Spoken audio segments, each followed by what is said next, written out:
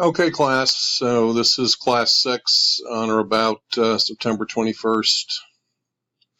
And this is not actually listed as a class on your syllabus. I talk about loyalty building and prospecting as a topic for an earlier class, but we have only gotten into a little bit, and I want to get in a little bit deeper here before we start to move on to discussing different types of media. So this is a fairly short lecture, but this is going to be part B of level 3.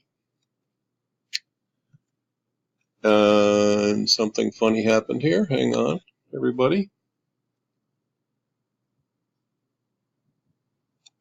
Okay, there's something wrong here.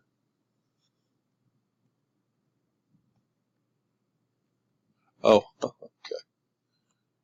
All right. Sorry about that, everybody. You get to live through some of my glitches. I apologize for that. I was obviously on the last slide there as I just done some editing to it. Wake up, everyone.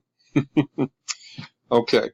So our agenda is basically I'm going to talk first about how databases are used for loyalty building and CRM, which as we all know means customer relationship management, not customer relationship marketing. And then we're going to talk about databases and prospecting. And of course, I'm going to show you this. Now, when we talk about loyalty building, what we're talking about is turning on the purchase funnel. Somebody has already bought something and we want to move them to loyalty and then advocacy and basically make them become a most valuable customer. And some of the ways we do that, first of all, they have to like what they bought. We need to love them to death with excellent service and support, fast, timely responses, friendly, loyal staff, and excellent personalized and relevant rapid communications. Probably most importantly, after the first purchase, when we have their email address, we want to acknowledge the purchase, thank them for it, and let them know when they're going to get the item, if it's to be shipped, and invite them to take a survey, perhaps invite them to buy something else, particularly for Amazon. But we kind of kick off our loyalty building after that first purchase with those types of things. Obviously, there are also some key offers, which we've talked about in the previous lecture, to encourage people to come back and buy again. And that could be, percent off for your second purchase if made within a certain time frame. Could also, of course, be a loyalty program of some sort, which could be, rewarding, 10 Starbucks coffee purchases on your Starbucks card, get you a free coffee. It could be being a member of a gold or a platinum club on an airline, where the more miles you fly, you get treated better and better. But that's where those type of offers and programs come in also. But that's where we're operating here on the purchase funnel. And of course, my favorite little, what I think is a golden retriever puppy, loving his or her human.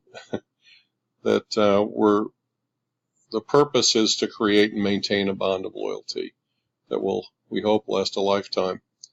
Another way to put it is the purpose of database marketing is to create genuine customer satisfaction, and we're talking about trust.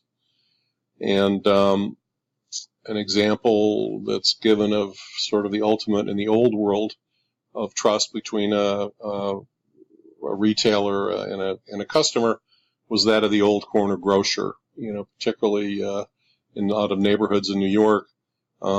There weren't huge grocery stores that people could drive their cars to, 20 miles or 15 or 10 or 5 miles away from where they lived. They would walk to the grocery store and get almost everything they needed at the grocery store for the household, cleaning products, foods, etc.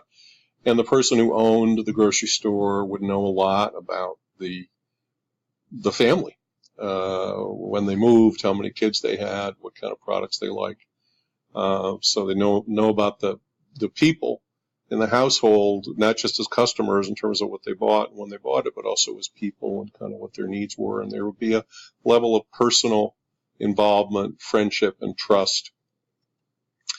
And, of course, what we want to do is replicate that experience as closely as possible with companies that have not just 50 or 100 or 200 customers as the corner grocer had, but with companies that maybe have thousands, hundreds of thousands, or in the case of Amazon, millions of customers where there are 100 million Prime members for Amazon. But how can you, without a personal relationship, what can you do with technology and databases to give a customer the best experience they can possibly have and make them feel valued and have them build trust? And now we're going to look at 2 videos. These are also from kind of way back when. These are both about a person who became, he called himself the world's greatest salesperson, definitely the world's greatest car salesman for a period of time. This guy named Joe Girard. I think he was in Michigan. And before computers and technology, he wasn't a corner store, but he was someone who used everything at his disposal to build relationships with customers, and that's how he became successful, from references, from referrals, et cetera, and now we're going to watch a couple of videos about him and then back to the lecture.